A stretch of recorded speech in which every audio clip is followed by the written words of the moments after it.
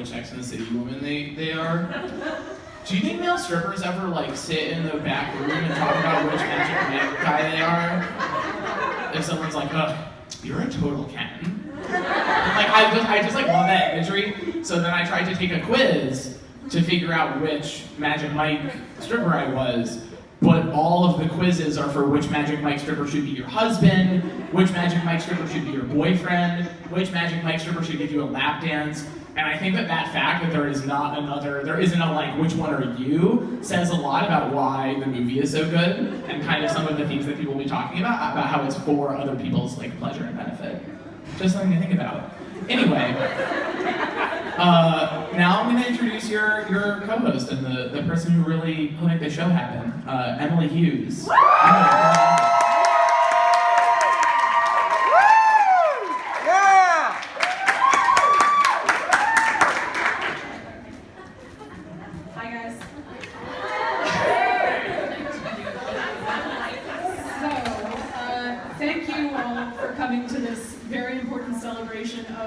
The most important cinematic event of our time.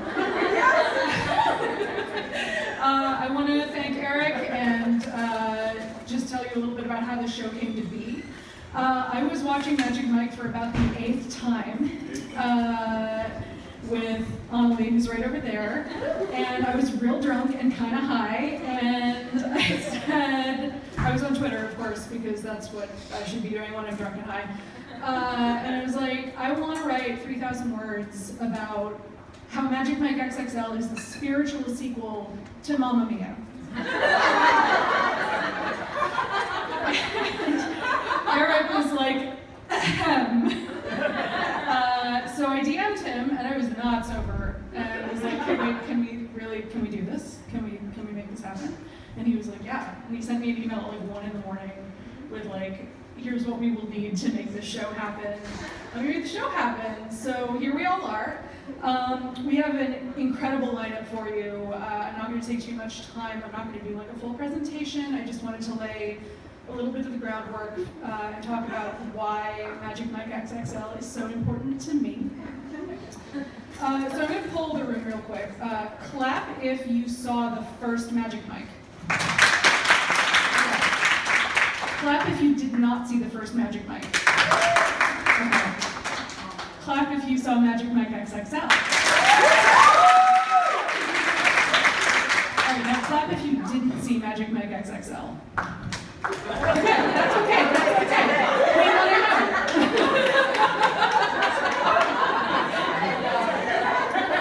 So, the thing about the first Magic Mike movie is that it's a serious film about male strippers, right? It's a Steven Soderbergh movie, like, and it is a stone cold bummer. It features an oleaginous performance by Matthew McConaughey as the like shitty boss. Sorry. Alex Pettyfer as the dictionary definition of a fuckboy. And I had to look up her name because who the fuck is she? Cody Horn as Mike's shitty love interest. And that her character is actually such a bummer that in... As a producer! Yeah, exactly.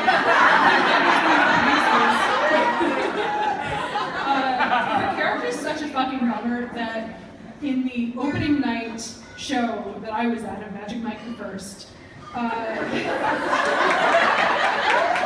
how I think of it. It's just like, it's not Magic Mike. Like, Magic Mike XXL is Magic Mike. She was giving some like serious monologue about how, you know, she was disappointed in the choices that he'd made. And some dude down at the front of our packed theater yelled out, "Get fucked!"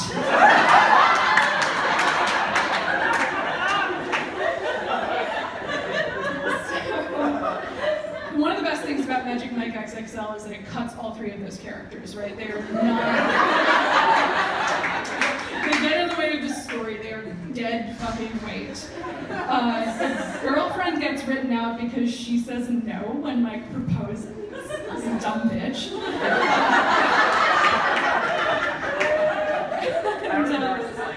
Sorry. And Matthew McConaughey and Alex Pettyfer, like, their characters fuck off to Macau, just start a show abroad, so we don't have to deal with them. So what we're left with is a group of service industry employees who find themselves on one last ride before they're fully out of work. And they're gonna fuck up your expectations while they do it. So there's a conflict set up at the beginning of the movie. Mike and Ken, Matt Bomer's character, are same. Ken is kind of resentful that Mike got out and then came back, and he's being kind of grumpy about it. And you expect that to be the main conflict of the movie, but they get that shit out of the way in like 25 minutes. Like literally, like Matt Bomer punches Mike and then they're done, and then they have like a nice like moment of reconnection the next morning. Mike meets a girl on the beach like 20 minutes in, and you're like, oh, there's gonna be a romance subplot, but it turns out she's queer and she's not into guys right now, and he's still like smarting from this breakup, and it turns out so is she. And literally all he wants is to make her happy. He just wants to make her smile, guys. That's so good. And then, in any other movie, the stripper competition would be or the stripper convention would be a competition, but it's not. It's just a convention. They're not competing with anyone. They're not there to win. This isn't like a big chance to save their club or like to be like plucking your shit. No, they just go to dance because they like dancing. This is a movie about subverting expectations. This is a movie about making your way through life in a crushing capitalist society by pursuing things that bring you joy.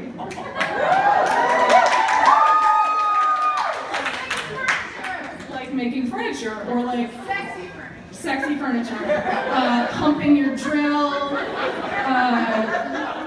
This is a movie that is a celebration of platonic male intimacy, women's pleasure, and the moment where Channing Tatum calls Joe Manganiello daddy. It contains the single most accurate cinematic depiction of what it's like to be on Molly. Not that I would know. It celebrates the sexuality of groups of women who usually get pushed to the margins. Black women, fat women, older women. There's a scene where a dancer picks up a fat woman as part of his routine, and it's not played for laughs. He doesn't like pull a face or throw out his back or anything like that. It's a scene where two men share a bed, and nobody says no homo. Throughout this movie, during the dance sequences, the camera cuts to the faces of the women the men are dancing for. The women in the audience, they're not passive objects. Their enjoyment and their pleasure is really important, and the editing is telling you that. The editing is telling you, make sure they're still into it. Make sure they're having a good time. That's so fucking important. I have seen this movie at least a dozen times. I watched it again today. And pretty much every time I watch it with somebody who's never seen it. It is the greatest gift I know how to give.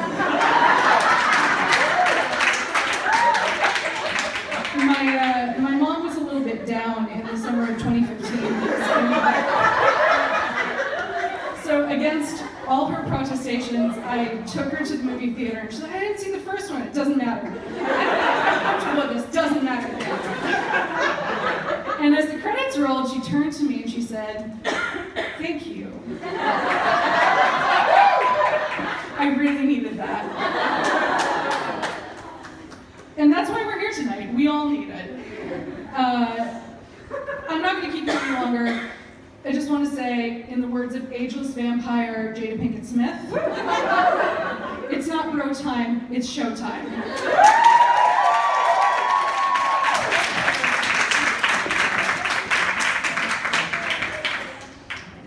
Thank you, Emily. Embarrassingly enough, I was sober when I sent that email. Okay, you guys ready for our first full talk?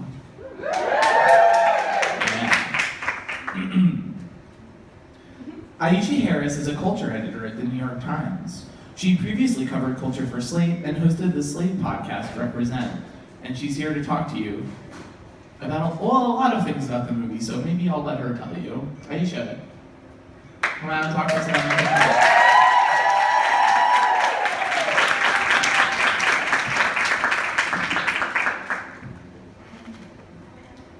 Do I have any queens in the house? I said, are there any queens in the house tonight? Doing my best, Jada. So, Emily actually set me up very well with her introduction because I'm going to talk about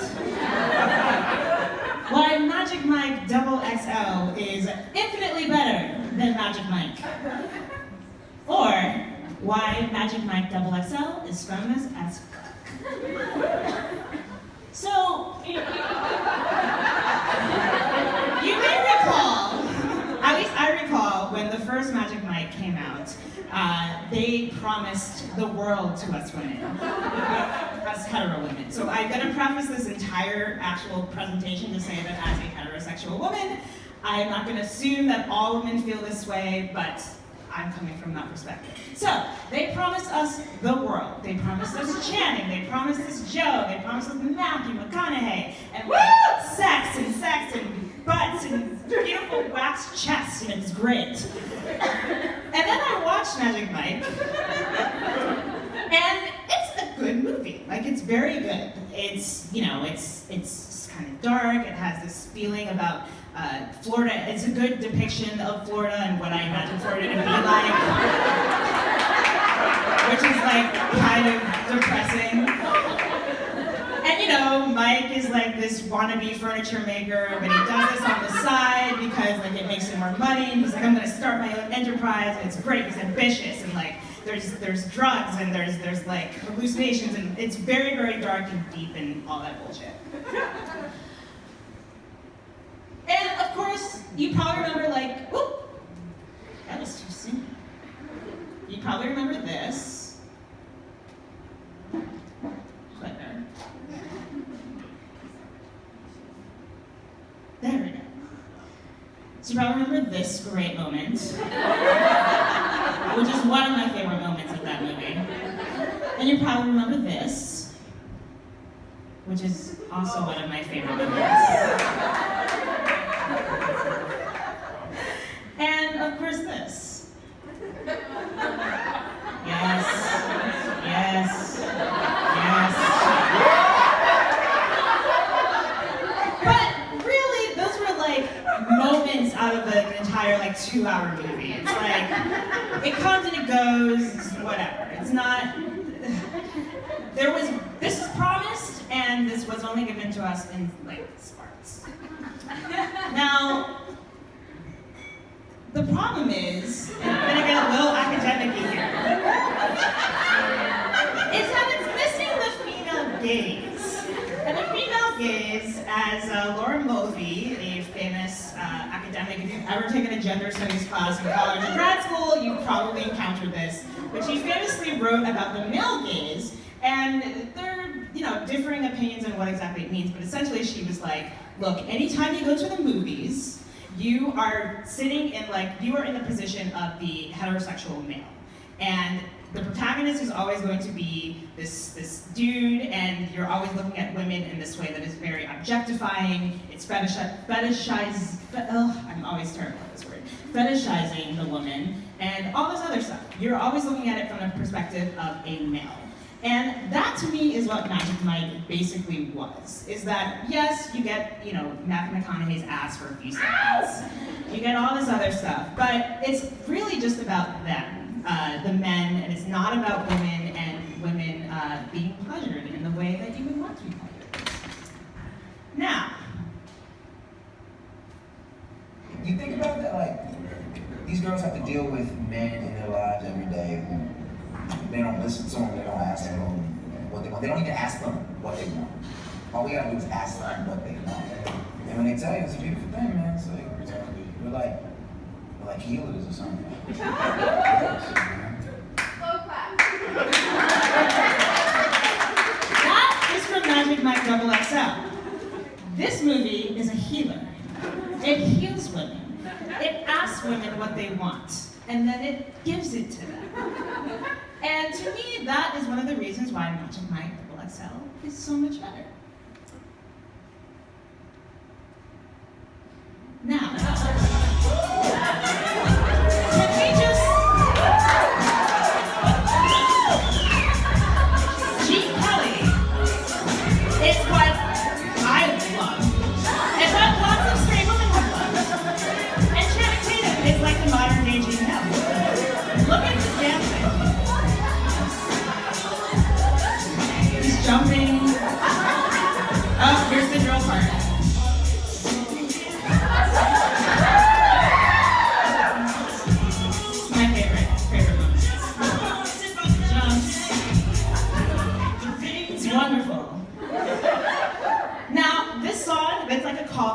first movie. That song is in the movie as well. Now, it's not as like sexy as this moment is. It's, you know, he's in the club in that scene in the first movie, and he's dancing, but then it's also cutting to the female love interest face, and like, I don't really know what that whole scene is supposed to be like. I think it's supposed to be us like having that female gaze moment in the first movie, but it doesn't really pan out that way. It's just not very well done.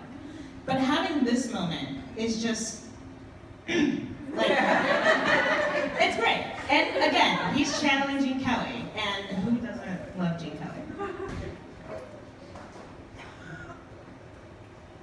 There we go.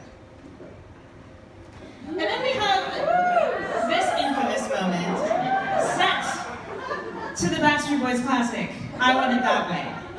And the entire point of this scene, and as Emily said earlier, the entire point of the movie is to make women happy and to make them smile. The fact that he is going all out just to get the woman at the counter to smile and is doing this is just the epitome of what the female gaze should look like. How many times have any of you women been told to smile on the street by like a stranger? Exactly. They expect you to smile and they're just like sauntering up to you like, hey baby, why don't you smile? It's like, you didn't make me smile. Did you tell a joke? Motherfucker, what are you doing? It's working for that motherfucking smile. And then she smiles. And then we smile. That is the female gaze.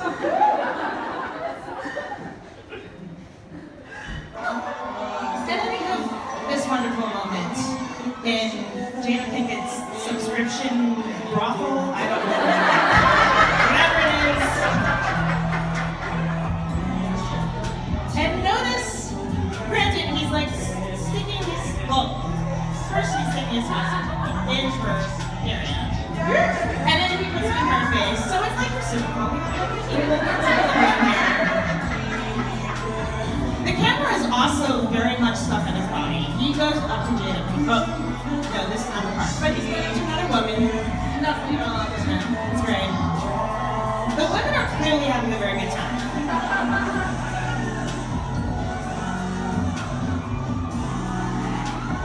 Yeah, she like, yeah, I'm ready for this. The camera's also not afraid of his body. Whereas in the movie, the first movie, there are a lot of wide shots and wide angle shots, but like we're all up in this.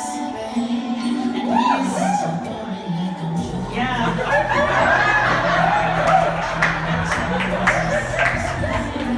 Loved it.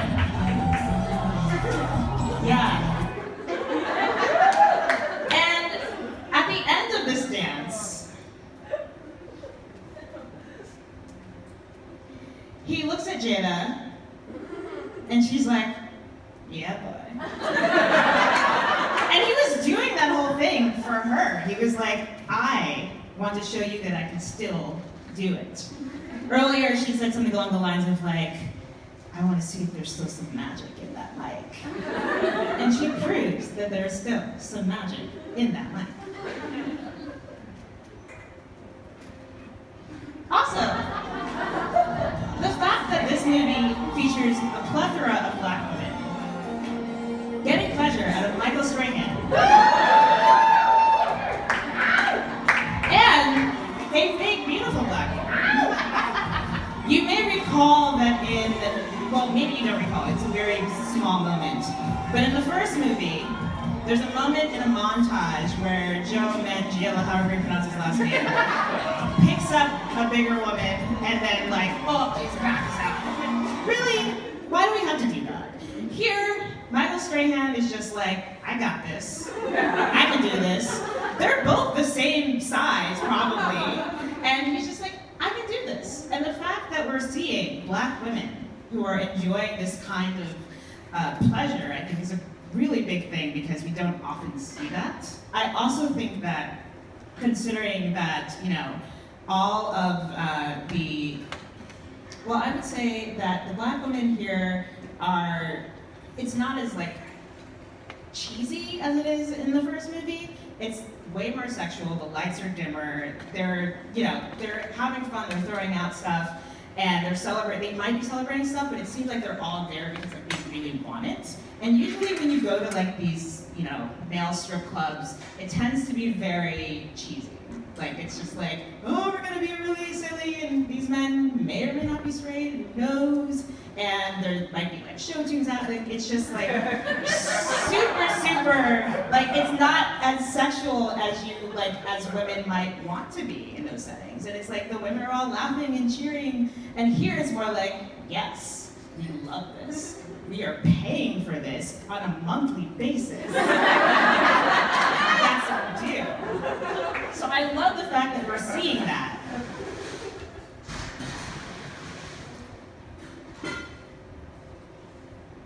So let me present to you the absolutely adorable Andre. So we also have the adorable version of pleasure. It doesn't all have to be like bang, bang, bang.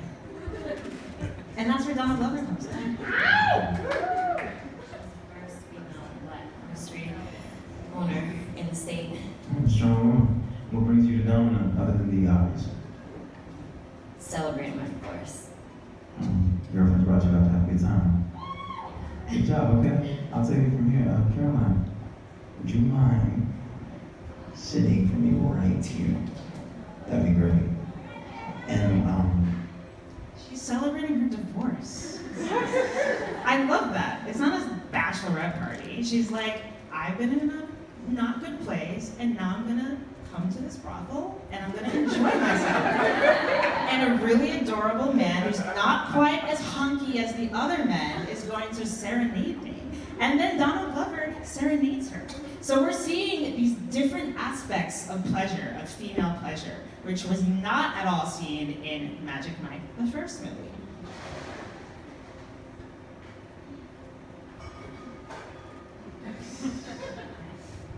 I read energy in my work, and yours is We also pure get older and women sweet. who get to Tell him what your enjoy fantasy pleasure. is, and make sure he does it with the lights on. If he doesn't, then y'all have a serious problem.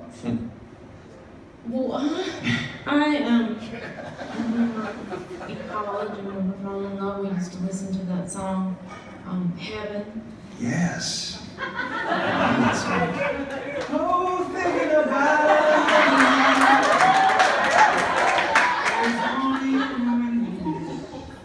we were young and wild and free. And then he keeps singing. But what I love about it is that they don't treat it as like a joke. It's like, yeah, it's playful, it's happy, but these women have very, very real needs. They've been married or they're stuck in like very unhappy marriages, and then these like 5 hot dudes come in, they're friends of their daughters, but they're still gonna flirt with them anyway. And they just indulge them and they give them what they want. And that is a beautiful thing. This is Big Dumb Rick. How you doing? It's dead. Okay, so Big you don't dick. have to sing. We do have an MC. You don't even have to sing. What am I supposed to do? We do have an MC. Hey, gorgeous. Shut up. Hey, you got a spot for us? 10:20. That's my movie. That's a money spot. I expect y'all to make some money in that spot. Thank you. And woman power. Yes, this movie ostensibly is a road trip. It's told from the perspectives primarily of all these men, but everywhere we look, we have women in power, exuding their power. And it's not just a sexual power, it's a I'm making money power, I'm in control of this business power. And having that moment between Elizabeth Banks and Jada Pinkett Smith shows that they're kind of in control of these guys' lives in a way. They are helping them out. The men need them. The same way that the Andie MacDowell character in the earlier scene in the house, she gives them a car to let them drive there. So women are in the power, and that is another aspect of the female gaze. It doesn't all have to be sexual or romantic. It's also about seeing women who have agency, and all these women have agency. They basically make their dreams come true. So back to Magic Mike. Now, Soderbergh, I love him, but this movie was not nearly as fun as like in Ocean's 11. We've seen Steven Soderbergh do really fun stuff. And this movie, again, is very dark. It also like teases us in a way that's not fun because there's not much of a payoff. We have this moment, but then as soon as the pants come off, the flag comes down and we're in the next scene. You couldn't give us another like 4 or 5 seconds or like shown us the asses on the other side of the camera. I don't understand why that didn't happen. So one way that this movie did not indulge the female gaze.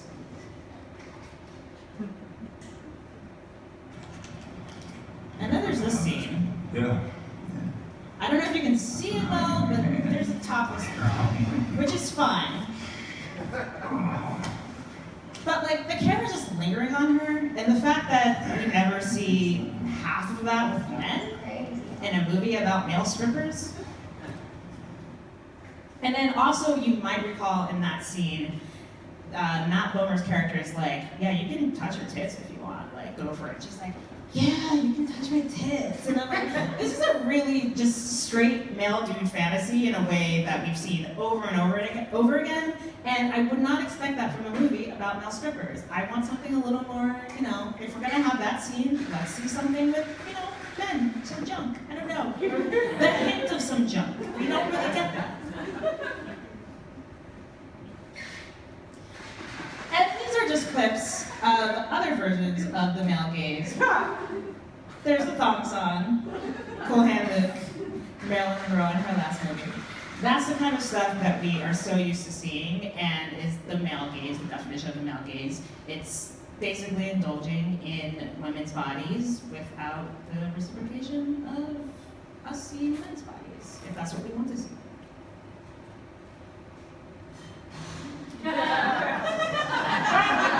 Also,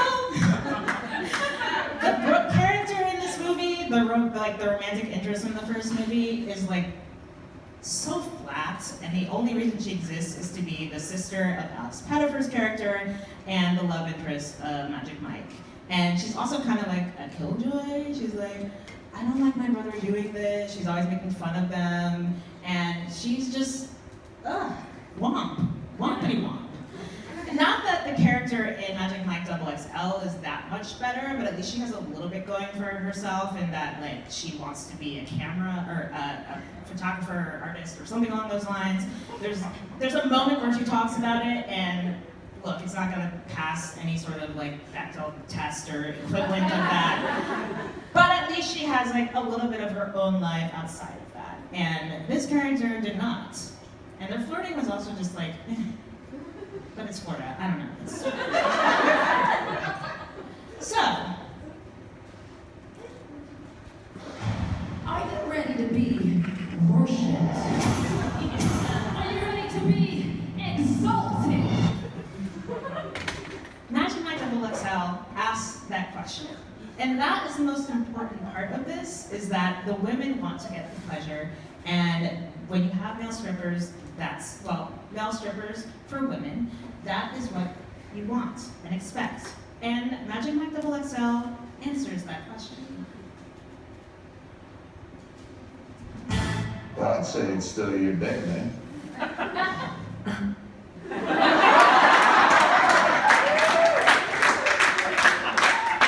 It's our day.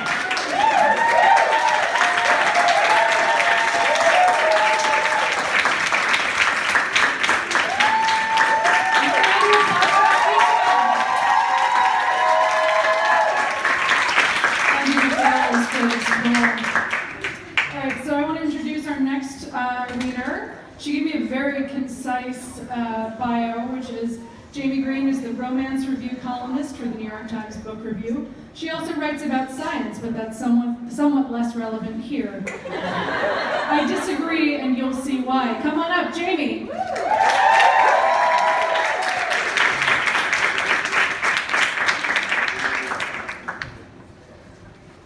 Good evening. All right.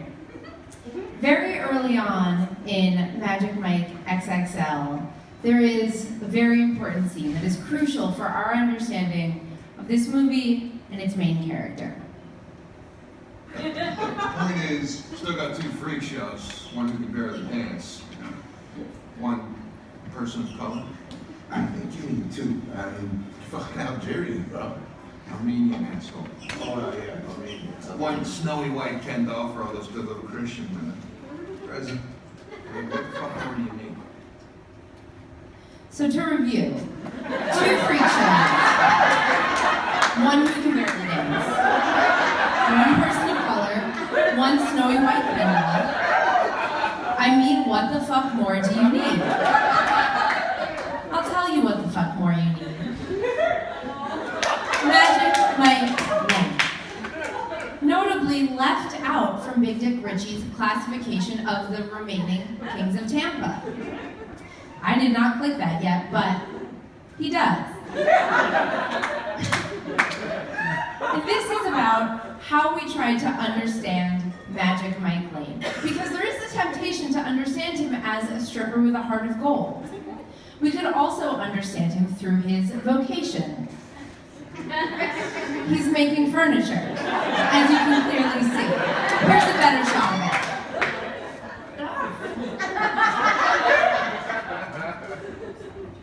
There he is, making furniture again. So we could understand him in the context of other craftsmen, other furniture makers, such as Chip Gaines, Nick Offerman, and Jesus Christ. But Magic Mike is not a furniture maker. That's something he does. It's not who he is. And who he is the most important missing piece of the remaining Kings of Tampa. Tampa being part of Florida. This whole movie is soaked in Florida. There is, of course, a detour to Georgia for the...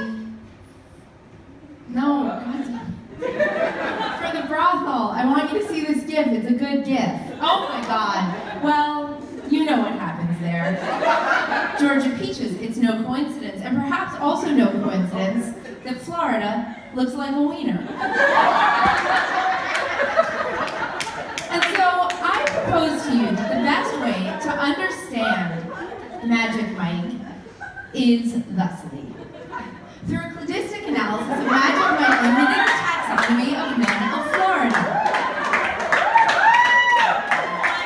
Men of Florida. Our first step is right there because Men of Florida is also Florida Man. We've got fans in the house of Florida Man. Fucking hell. My hands are just too powerful. Florida Man, the Twitter account started in 2013, hinging on the fact that Florida has alarmingly lax privacy rules about mugshots, giving us such gems as this guy,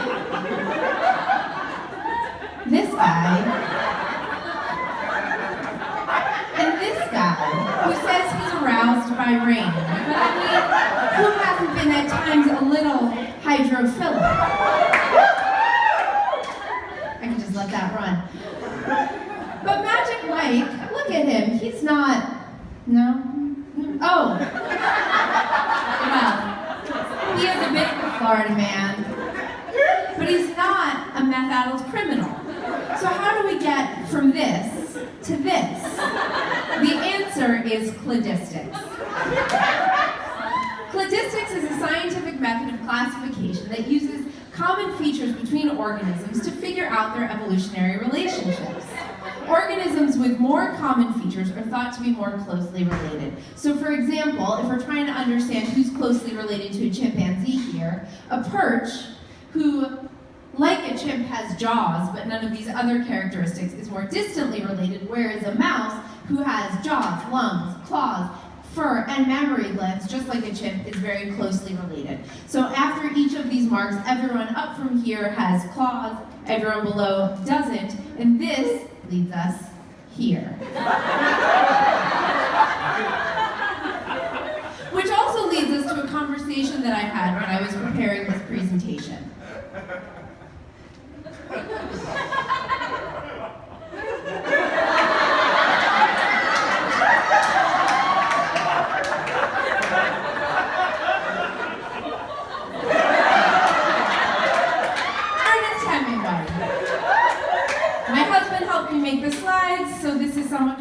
contractually obligated, lived in Key West, famous writer, loved cats. But beyond that, did he have a great butt? I don't know. Did he like to dance? Who can say? Not very nice to women. No. So we put him way over there.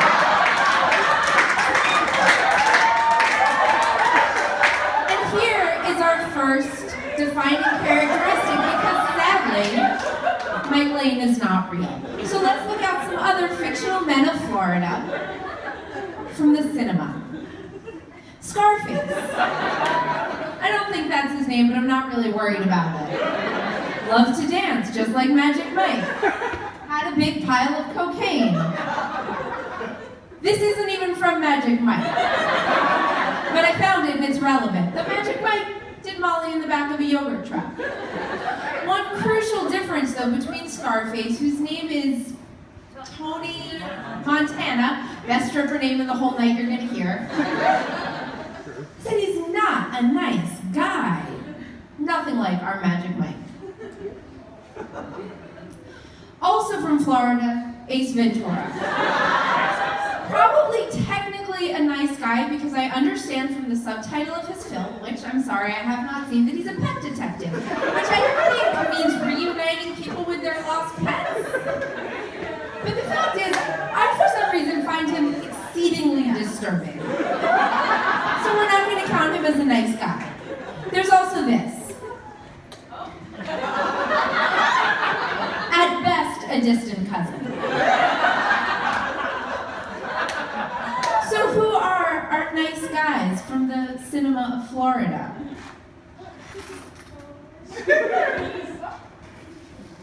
The water boy. Again, probably has a name. I don't know what it is. Very concerned about hydration, which is a concern that we share. And like, sweet, but there's something missing. I'm sorry, but he's just not hot. Okay, so who is hot? Agador Spartacus from the surprisingly hot, especially if you haven't seen The Birdcage since you were like 10. Also loves to dance. Also is an idiot. Oh wait, I forgot about this. How did I forget? We're getting closer. See, cladistic was real science. But speaking of how dumb he is, I never wear shoes because they make me fall down. Fucking hell. There we go.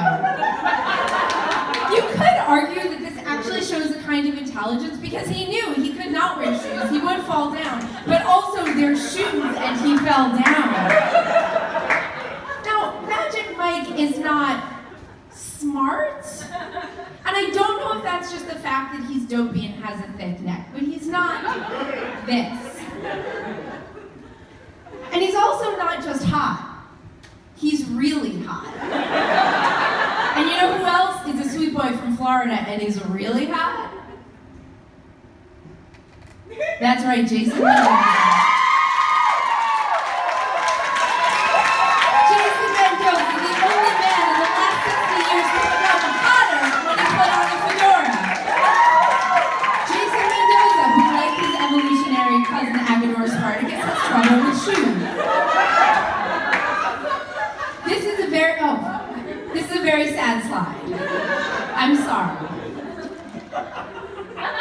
I'm making it up to you that way. Jason Mendoza does, like Magic Mike, love to dance. He is also another idiot. And I will point out, as a sidebar here, with our discussion of fictional men of Florida, that for those of you who have not watched The Good Place, which sounds like very few of you, as Jason Mendoza is throwing a Molotov cocktail into a boat, his battle cry is Bortles. And that's the name of his favorite football player, Blake Bortles, who turns out to be a real person with that name. But we're not concerned here about Blake Bortles. We're concerned with the hot, sweet men of Florida who are mostly fictional.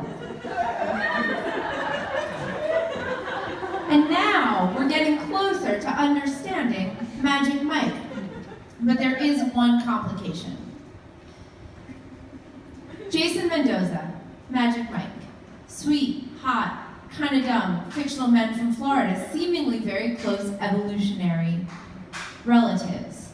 But they come from different domains. Jason from TV, Mike from movies. Could this be a case of, are my slides advancing too quickly? And a case of convergent evolution. Convergent evolution being when unrelated or distantly related organisms develop independently to the same characteristics, usually because of environmental factors like sharks and dolphins, who both swim in the ocean, or birds and bats who independently evolved wings. Is that what's going on with Jason Mendoza and Magic Mike? Further research is required. But what we can say tonight is that with the remaining kings of Tampa, the freak shows, one who can barely dance, one person of color, one snowy white Ken doll, what the fuck more do you need? What you need is a sweet, hot, fictional, maybe kind of dumb man from Florida, or Magic. Magic Mike. Thank you.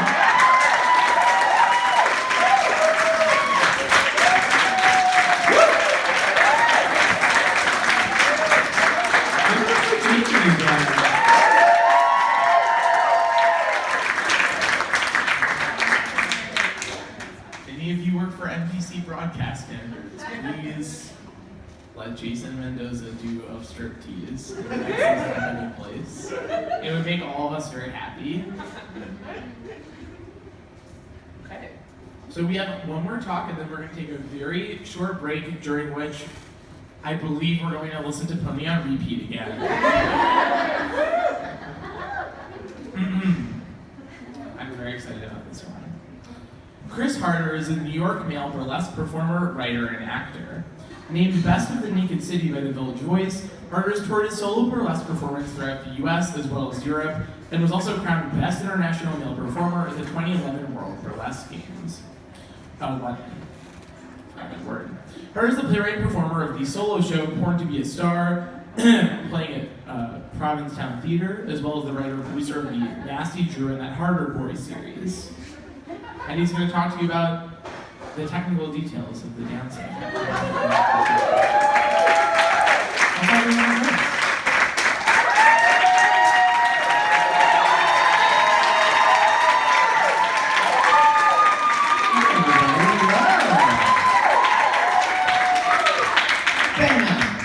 Oh, did it already skip ahead? Okay, you have to have light hands. Hi everyone, my name is Chris Harder. How are you all? Excellent, I know. Don't look away from the homosexual. That's me straight, okay? Eyes up here. So, I already gave away the first 2 points of my lecture, which is, 1, surprise, I'm gay, and 2, I'm a burlesque performer. I've worked in clubs and theaters and bars and the occasional Manhattan living room all around this great city. I've been in more laps than that napkin miss. So, why am I here? Great question. For the free drinks, right? First of all, it is drunk education, and I'm a 1-drink drunk, so this is what you get. And number 2, when I was asked to be part of this, I thought, okay, maybe I'll make my presentation about how the world of gay stripping might be different or somewhat similar to the world of straight stripping, okay? Or I'd like to call, get ready for it, choreo moment, stripper intersectionality. Only choreo of the evening. So, very handy. So, a point of clarification, okay? So when I say gay stripping and straight stripping, I'm really talking about the audience, okay? Who we're performing for and the places that we're performing. So, I say that because I've worked with lots of straight strippers in gay bars. And the truth is, can I just get a show of hands, heterosexuals in the audience? Yeah, okay? You're so cheap. You're so cheap. So all the straight boys, it's true, they all come to the gay bars because they are, straight boys in the audience, yes, a few, thirsty, you're so thirsty. so thirsty for the money, okay? So, as a gay stripper, I will let you touch any part of my body as long as you have more than a single in your hand. We see the first point of inter-stripper sectionality is at the drag bar. Oh shoot, did I already do this? Okay, sorry Eric, this is what you get with drunk education. Drunk homosexual on the stage. Okay. And there. Okay, so you might think now that performing for an audience like they do in Magic Mike for all these screaming, sexually ravenous, yet empowered women would be intimidating. But, my friends, you do not know intimidation until you have stripped at 2 p.m. at a VFW in Long Island for a traditional Jewish bachelorette party.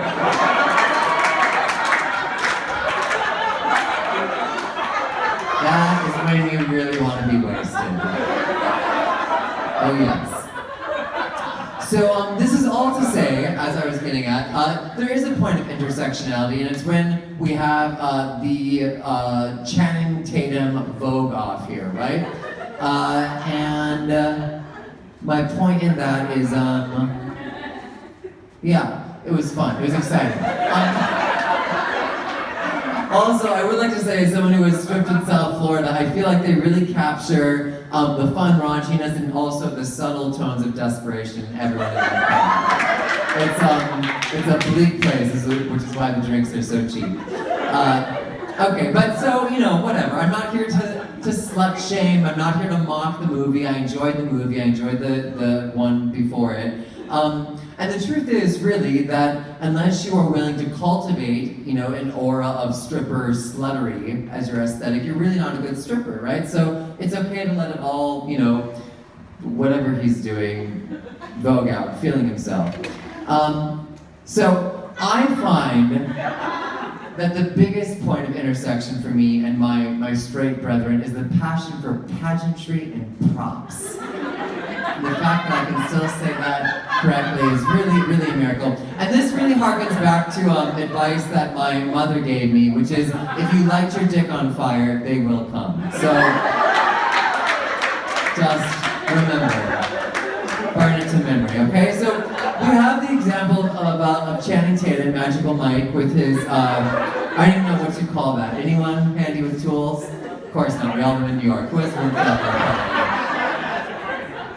It's a grinder, sir, exactly. Now, I will say, so another example of pageantry and props I noticed is Big Dick Richie, which, just as a sub-quote thing here, we never see his dick, which I feel like I feel a little robbed, yes, maybe.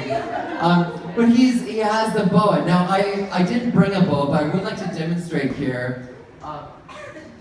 If you have a bow between your legs, and anyone can do this, all right? You don't want to floss with the boa like Manganiello is doing. You want to ride the boa.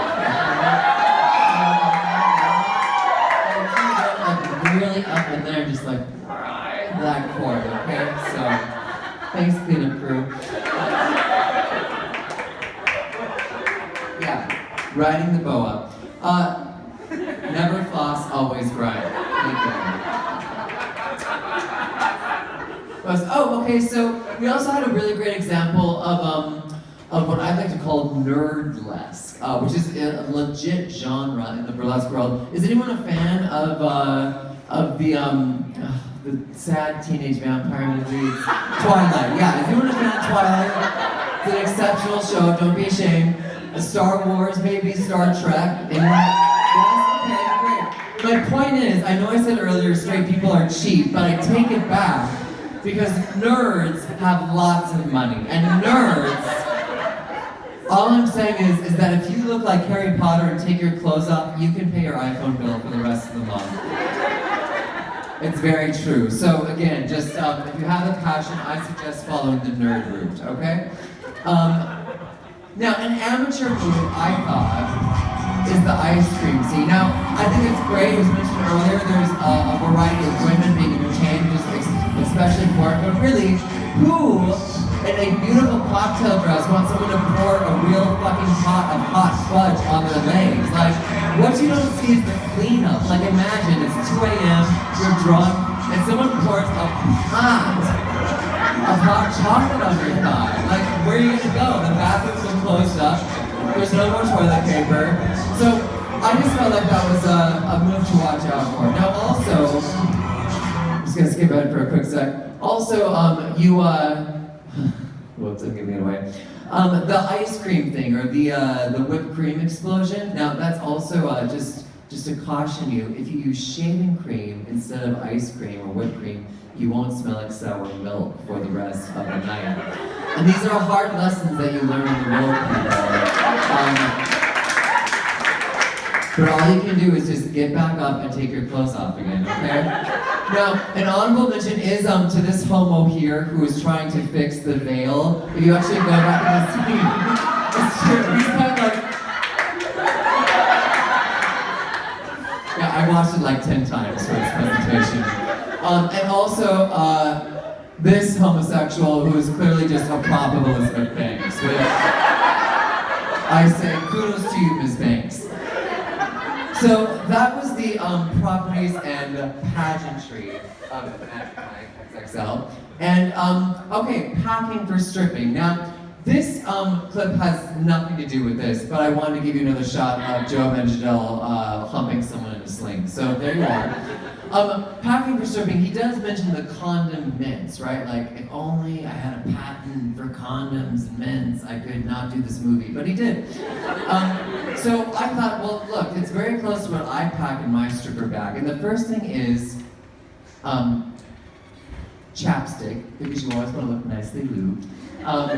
Number 2 is deodorant, because who doesn't love a little Old Spice? And then also, the most important people is the baby wipes, okay? Now, I'm not even exaggerating, I am drunk, but I am being serious here. I even shined my shoes with baby wipes literally seconds before I came on stage. And the reason why you want all this is because... Oh, sorry. Pause that. I'm drunk. It really is. This is what happens. I'm the only presenter who actually committed to being racist.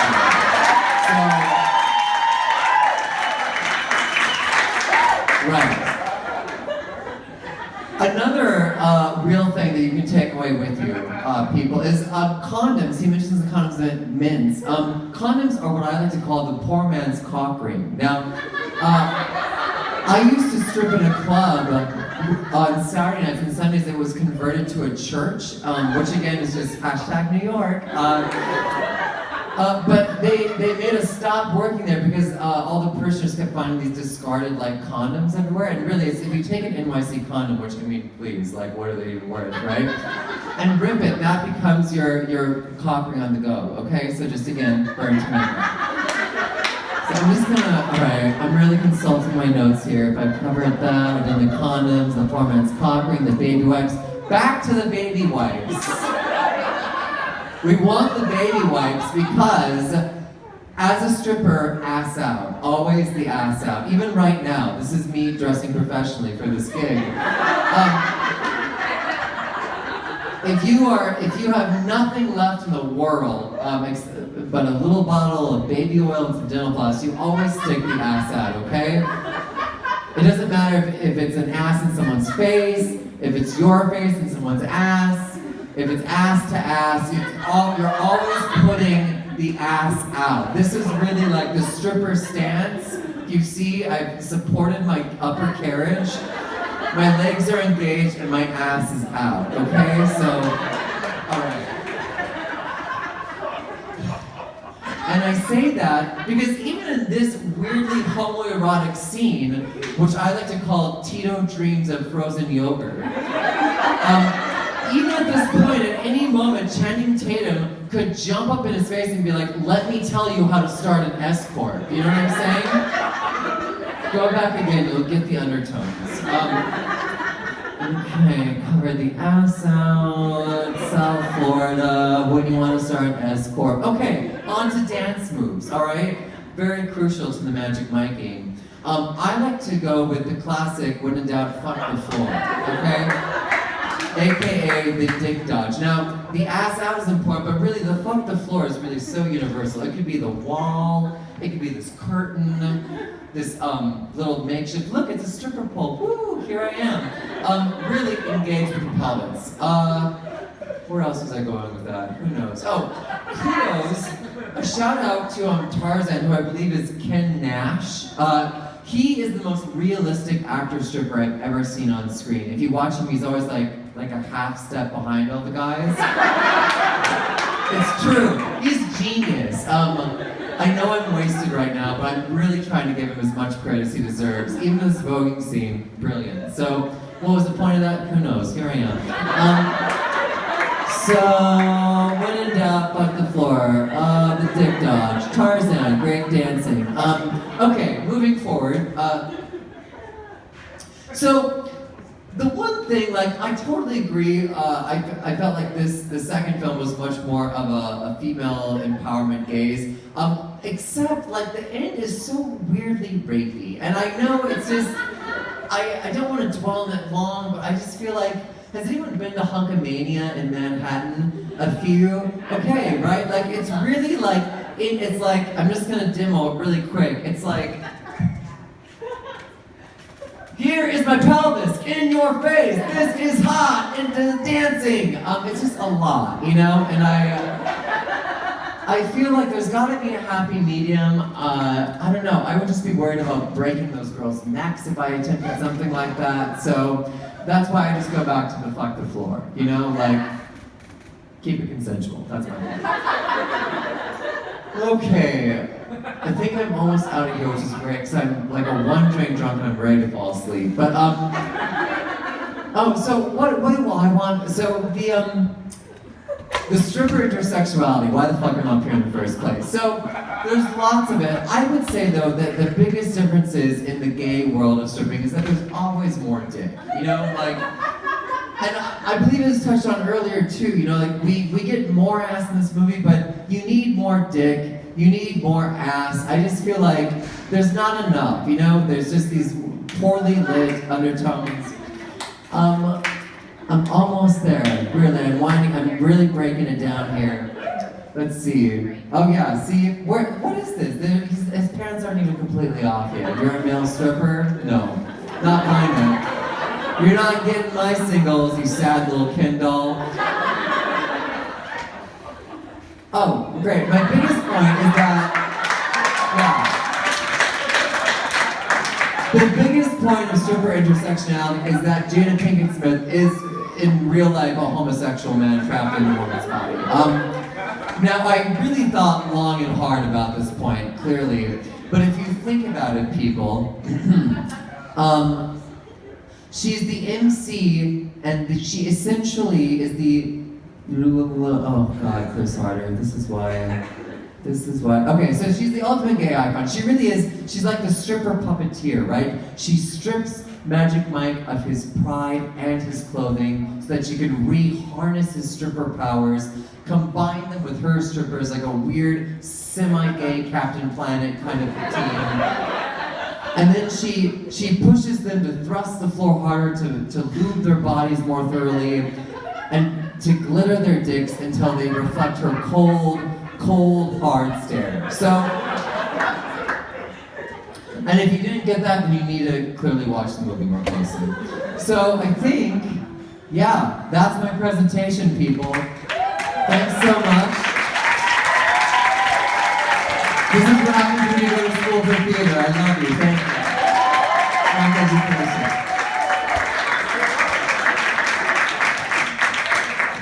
Give it up for Chris, wow.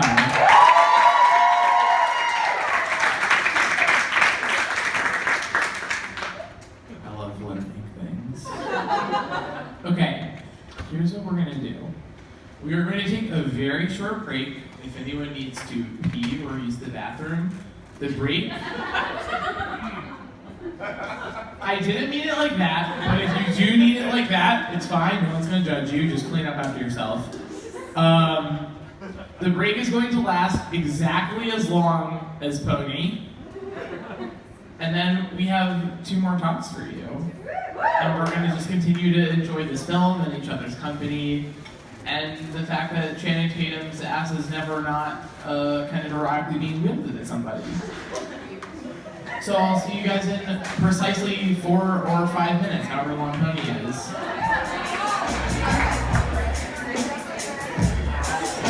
I'm going to introduce our 4th reader of the night, Helena Fitzgerald.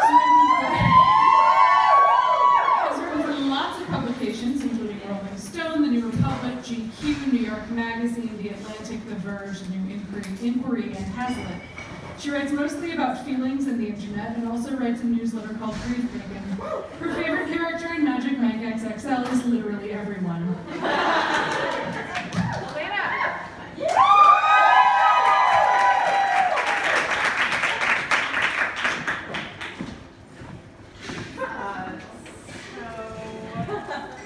I'm here to talk to you about, like everyone else, about the greatest work of art in the 21st century, which is Magic Mike XXL. Just to make sure you all can see, this is the male entertainer with 1,000 faces, Magic Mike XXL, and the hero's journey.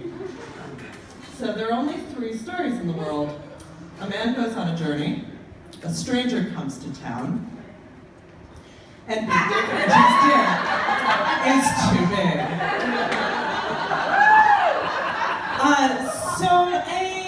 I guess you would technically call it a subplot of the movie is the Big Dick Richie plot. I think that really does it short service, ironically. To me, it is the most human plot of the film. Big Dick Richie is a man who has been blessed physically, but the way in which he has been blessed is also what isolates him from the people he would want to be close to. And to me, this seems like a story on the level of something like Hamlet or Crime and Punishment. The great stories of our culture resonate in this same way. And I was thinking about this the other night, and I was also, like a normal person, home on a Saturday night, contemplating what I'm sure you all think about, which was, is Magic Mike XXL the Iliad or the Odyssey? There are many arguments to be made for both. I didn't make a slide about this one because, I'm sure we all think about this all the time. A number of men go on a journey together. These are arguments for the Odyssey. A number of men go on a journey together. Arguably, they're trying to get home. They do leave Florida at one point. Jada Pinkett Smith is definitely an immortal witch. But on the other hand, it could easily start with and went down to ships. A man is persuaded to engage in a conflict for which he's at first unwilling. And then I got thinking about, since this is the greatest work of art of the 21st century, let's think about Magic Mike in terms of the big stories. So, the hero's journey, or monomyth XXL. So here we have Joseph Campbell, the author of The Hero with 1,000 Faces. But because this is Magic Mike night, he gets to be a sexy fireman. Big Dick Richie doesn't have to be a fireman, but Joseph Campbell does. So Joseph Campbell wrote a book called The Hero with 1,000 Faces, which talks about the monomyth, which is an idea that there are stories that resonate across time and between cultures, and that there's a basic template of what we think of as a hero and what we think of as heroic in everything from our day-to-day lives to the ideas of like comic book supernatural beings. Share in common the same sort of template and storyline. So Campbell says, a hero ventures forth from the world of common day into a region of supernatural wonder. Fabulous forces are there encountered and a decisive victory is won. The hero comes back from this mysterious adventure with the power to bestow boons on his fellow man. So I texted Emily today and I said, do you think people will realize I'm roasting Joseph Campbell just because I put this in Comic Sans? And we felt like maybe that wasn't clear enough. You're all with me. We're all creatures of the internet.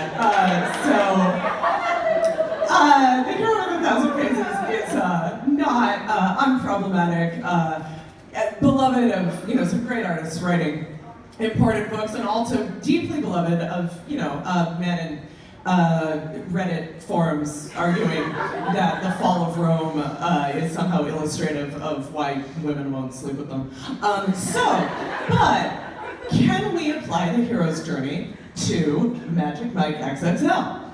So here we have your basic hero's journey. Hero goes on an adventure, discovers that they have some great power, has some encounter with the supernatural, which may be their own power, which may be an external force, it may be both.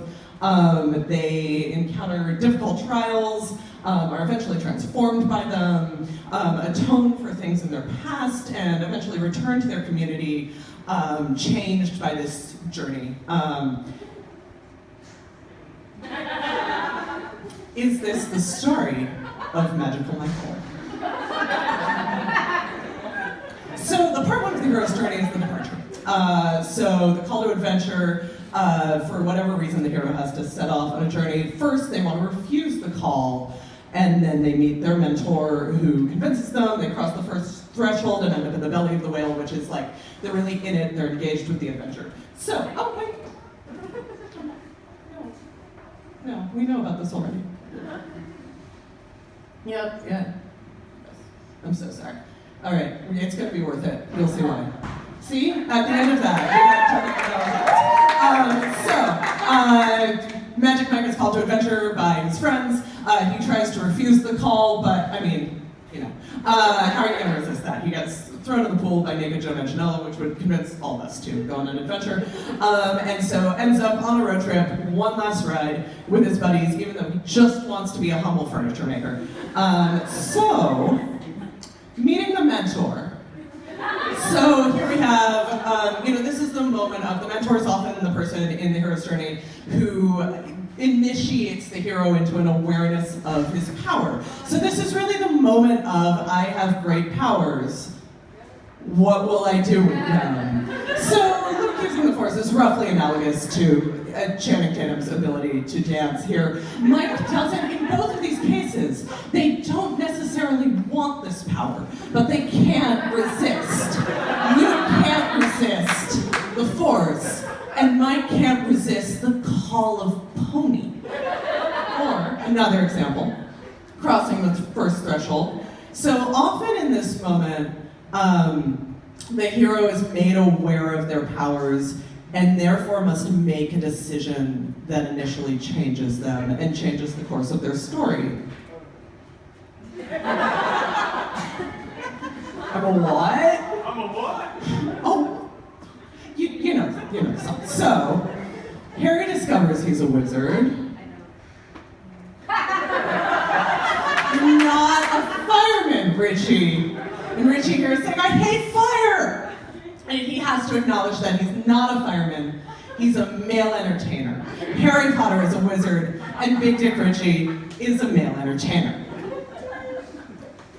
So part two is initiation. So now we're into the story, and there's the road of trials. So here we are in the yogurt truck, we've done Molly, the meeting with the goddess, the woman as temptress, atonement with the father, apotheosis, and the ultimate boon. Okay, so the road of trials, absolutely, yes. We are literally on the road. This bus is literally about to crash into a sign because we have done Molly and we are praying together. Other trials that are undergone.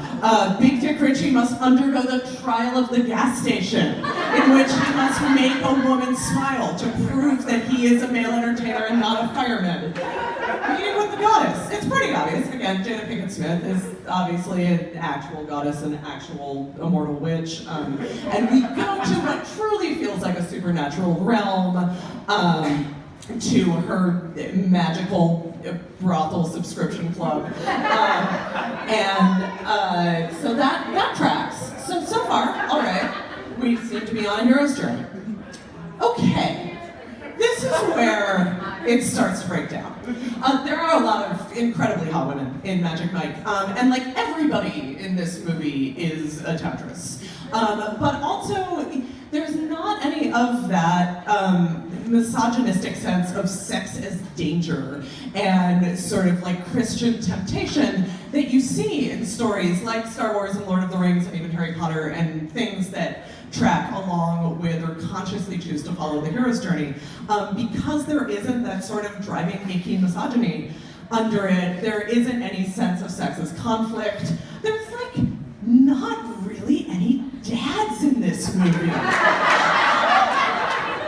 Which really like takes it out of the realm of any of this sort of like big canonical shit you could compare it to. Apotheosis and the ultimate good, so these are the moments where, and the final conflict, the hero achieves victory after going through these struggles, achieves their goal. Here's what's interesting. There are not any dads, and there's not really any achievement. Do Magic Mike and his crew win the stripper contest? Tonight it's been discussed that it may not even have been a contest. There might just be a bunch of people who go to a hotel in Florida because they love to strip. Yeah, the best thing you can do. Do Magic Mike and his crew win the stripper contest? If it is a contest, we never hear about the contest parts of it. Who knows? Who cares? Nobody cares about the competitive, impressing your dad, apotheosis, achieving some kind of shit. Correct. Dad is dead. None of these men are dads, or if they are dads, they're not like dads like a dad. Like, the most dad, as Joe mentioned, is Magic Mike calling Big Dick Richie daddy, which, like, this has daddies, but no dads. Okay, so part 3 of the hero's journey is the return. So this is where the hero comes back to the society or the community they left, imbued with gifts from the gods and lessons. They're now the master of 2 worlds they can bring to the other, blah, blah, blah, blah, blah. No, we don't have any of this. No. Magic Mike ends at the stripper contest that may not even be a contest. Does Mike go back to making furniture? Probably. Does the frozen yogurt business succeed? Maybe. Do Big Dick Richie and Andy McDowell keep having sex successfully? Like, I hope so. But, like, there's no sense of returning out of the magical world. The film just ends with them watching fireworks, and all I do is win playing. Instead of any kind of circular narrative or conclusion or completion, there's just a really long, awesome dance fucking sequence. This sequence is, it's already been discussed a little bit tonight. This sequence is absurd. It's just absurdly long. It just, like, in terms of narrative art, it's like completely rude and outlandish. And it, like, there's no conflict, there's nothing is building, none of these people are in love with each other in any kind of like forward motion, heterosexual way or any kind of way. Like, there's not conflict here, there's not achievement here, there's just a beautiful, long, joyous dance fucking sequence that achieves nothing except joy. So consider if the big canonical hero's journey narratives, instead of the end of their second act and the entirety of their third act, had a dance fucking sequence. What if instead of the end of Harry Potter, we're like, oh, we're all 35 and cops now. Sorry, you've been out for 7 books. Nobody's a cop here. Everyone's just dance fucking. What if instead of like half of the 6th book and all of the 7th book, you just had a magical dance fucking sequence? What if instead of basically everything that happens in Moby Dick, after they get on the boat, there was no Ahab, but all dance fucking? What if we weren't pursuing some kind of symbolic whale and like nobody had to represent America, and it was just that one passage about squeezing the sperm and squeezing each other's hands and man's humanity to man? That's a dance fucking sequence! Yes, that is like the scene in Magic Mike.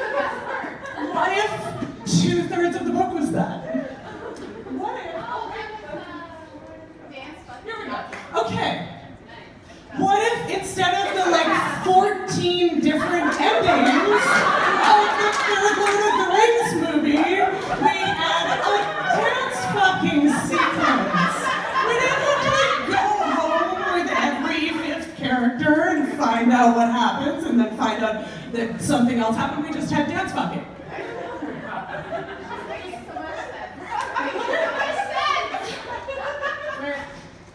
And what if instead of the entirety of Return of the Jedi, we just had a 2-hour dance fucking sequence? Maybe the Ewoks are watching and they're like, yeah, like, that's fine, just dance fucking. That's it. That's it. Yeah, so that's it. Dance fucking.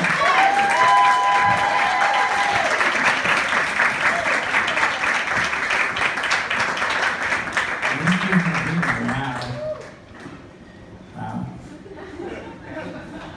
We have one more for you, and I'm really excited about it. If you didn't know, our last talk tonight is by the star of the most important scene of Magic Mike XXL. I feel like I don't even have anything else to say to it. Like, that's like the only introduction I have to give. So, everyone, let's all get really excited for our closing talk by Lindsey Moser.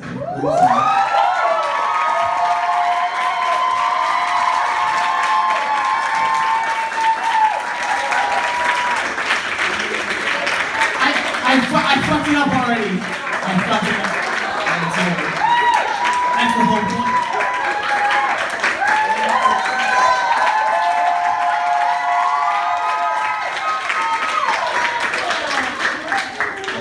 How much for the Cheetos and water? Unlike all these wonderful, smart, funny people that you've seen tonight that saw a movie and made content and came up with hilarious things, I just got real fucking lucky. And I was in the scene with Joe Manganiello, and his short for me. And it was incredible. So we're gonna talk about watching the movie with my mom.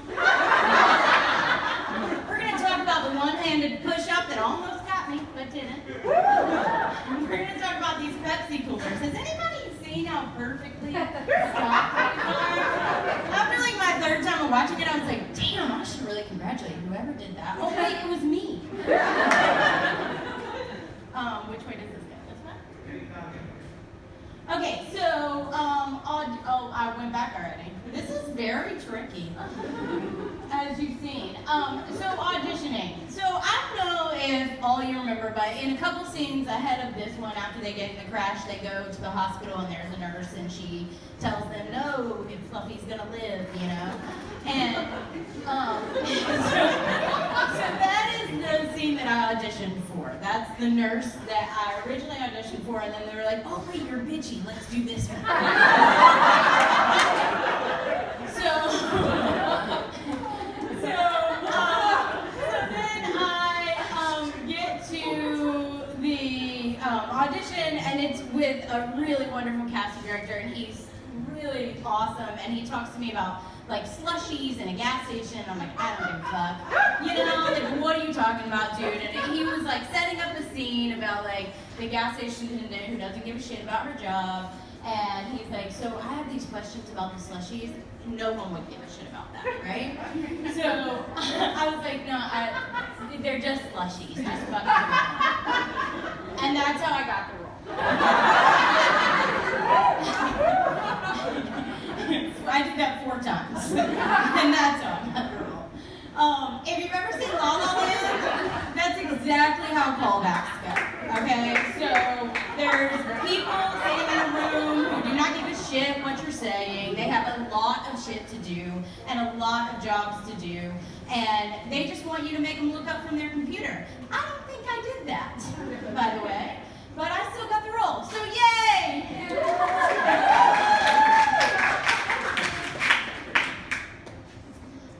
Okay, so thank God we had a rehearsal day. Can I just tell you this? I do not always get a rehearsal day.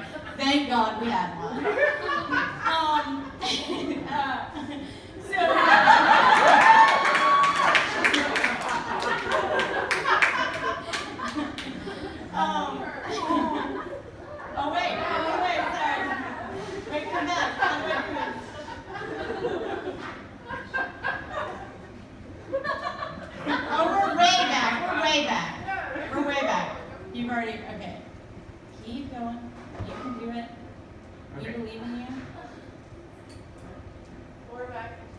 Okay, so, so we did a rehearsal day, and it was real quick, right? It was real quick, it was just like, let's do this, and Joe's gonna go down the aisles, and he's gonna do this thing, and then like, you do whatever, right? Because when you're this girl, like, they're wonderful. These men have been going to the gym and rehearsing and practicing forever, and they, for me, for a role like this, they're like, we already told you what to do, just fucking do it, right? So thank God I had a rehearsal day. Because when he does the whole thing, right, he comes in and I'm like, I'm not looking at you, I'm not looking at you, I swear to God, I'm not gonna look at you. And so when it was over and I had a chance to lose it, I fucking lost it. And I mean, honestly, like, I was like fanning myself, I like bent over, like, I was like, what is happening in my life? How did I get this lucky? What did I do? They're just moments, you know, just those moments that you have to remember in your lifetime. Thank God I get to keep reliving this one, like, honestly. And then, why does that go away when it happens? Okay, I'll tell you what it says. Does it say the fiance thing? Yeah. Okay, great. So, Eric's gonna fix it for me. We're gonna do it. Okay, so this is actually day of filming, and there's a lot of camera setups, right? The reason we had to do it so many times is because there's a lot of camera setups. Obviously, I don't know how to use a microphone. So he, like, about like maybe the 6th or 7th time, like, the director, Greg, talks to Joe, and he's like, so what are you thinking about when you're doing this? And he's like, obviously Sofia Vergara, like, obviously. You know, like, he's like, oh no, I practice in front of her, like, we're at the gym, and he's doing it, you know? And I was like, what the fuck? Why am I fucking here? You know? What is happening in my life? I just was the luckiest girl, and now you're telling me you're fantasizing about another girl, and I'm right. I mean, you can at least keep that shit till you get home, you know? It was a very funny joke, obviously. He's fantasizing about both Sofia Vergara. He did not laugh, by the way. I was like, that was funny, and you should laugh. Greg did, though. I've already talked about these peppy coolers. I really am, like, shocked about them, you guys. If you watch the movie again, I know no one's looking at the water coolers. I get it. I was there. So, I'm already talking about all that great stuff. And then the water happened. There is a really funny part about the water when he takes the water out of the cooler. And this is all sort of like, we're just kind of working our way through, and they haven't like planned they planned the choreography, but they haven't planned like what he's gonna do throughout, you know? So he takes the water bottle out and he like rubs it on his nipple, he pulls his shirt back and rubs it on his nipple, you know? And then at some point he was like, is that too much? But everybody was like, no. Not too much. Too much for me. Everybody else was fine.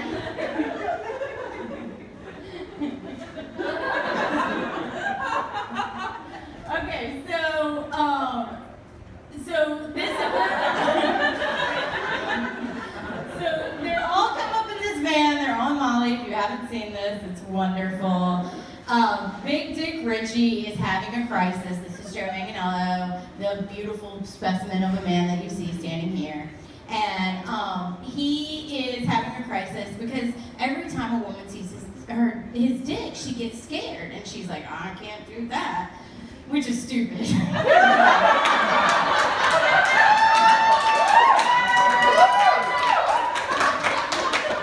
Because I can.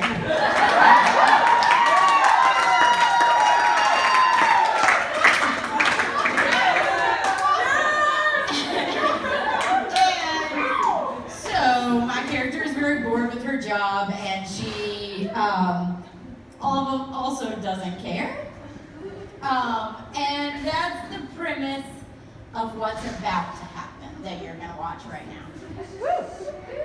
Do I just press? You're the best. I'm not firing. Well, I'm fucking firing. You hate me. I'm fucking male entertainer. Exactly. I'm male entertainer. You can fucking do it. Let's go do it.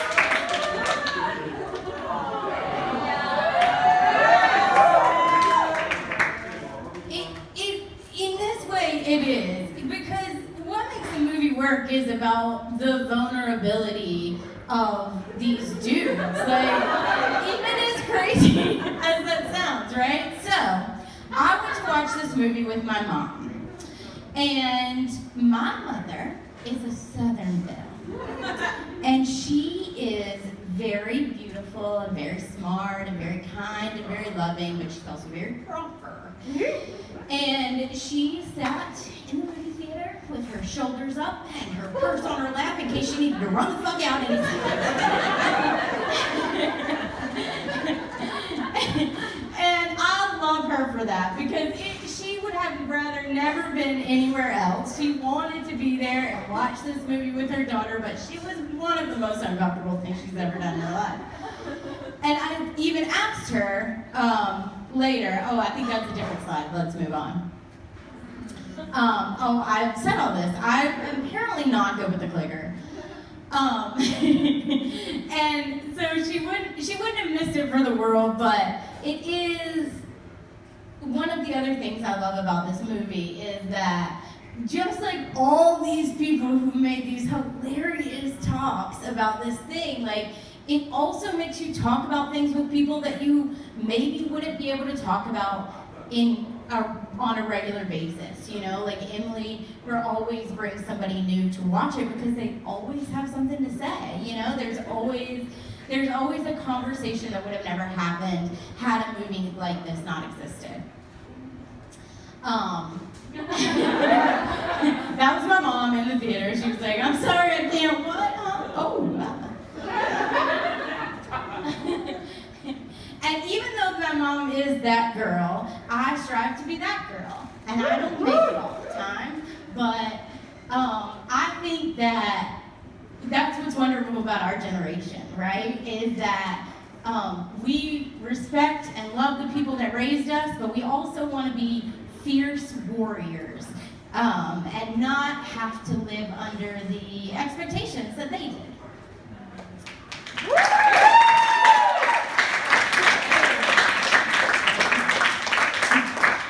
This is an article that Connie Wang wrote about seeing the movie with her mom, and her mom is less of a Southern belle than me, as conservative, probably, but she loved it and wanted to watch it a million times over. So everybody has their different, once it happens, you just never know what people's reactions are going to be.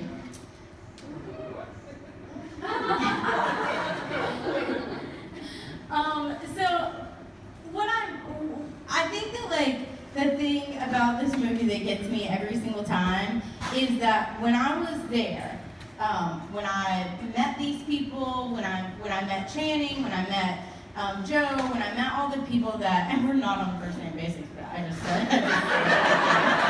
say their first names, but they don't know my first name, I can tell you that. But I think what got me about them is that this is the movie they wanted to make. They wanted to make a movie that empowered people, that had fun, that was joyful and funny, and a bunch of bullshit that equaled into something that made people feel good and empowered and brave and sexy. You know, I think it's so important coming from where I come from, coming from my mothers and fathers and grandmothers, that I feel sexy on a regular basis. And so, even if you don't have a guy stripping for you in a gas station or wherever you might work,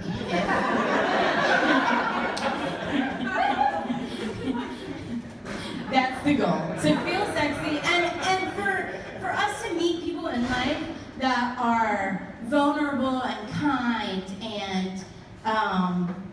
and put themselves out there, that we can put ourselves out there too, and that we can have those real relationships that are formed from just genuine connection with each other. It's real serious, guys. Get real serious. That's it!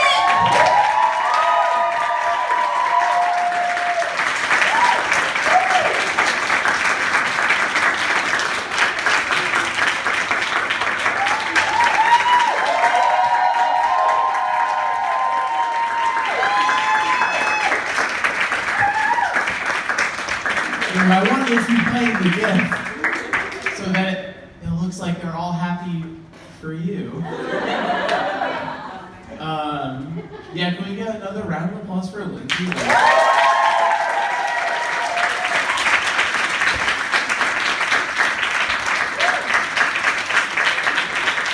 Honestly, you should get a congressional medal of valor for having to like watch yourself act with other people. we basically are just hitting the time that we have to be out because there's another show, so this is super perfect. Thank you guys all so much for coming and celebrating this film. Can we get another round of applause for, especially for Natalie, for Aisha, Helena,